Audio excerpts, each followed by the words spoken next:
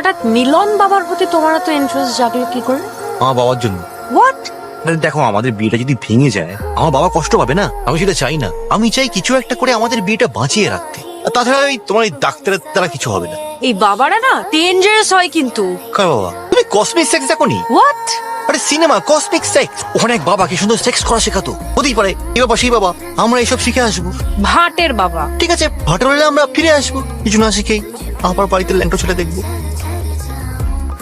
এই শোন না, আমরা না 3 দিনের জন্য বোলপুর যাচ্ছি বুঝলি, গাড়ির আওয়াজ শুনতে পাচ্ছিস? The whole world knows. শোন না, বলছি কি ফিরে এসে দেখা হবে। হ্যাঁ বাই, কথা আছে, বাই বাই।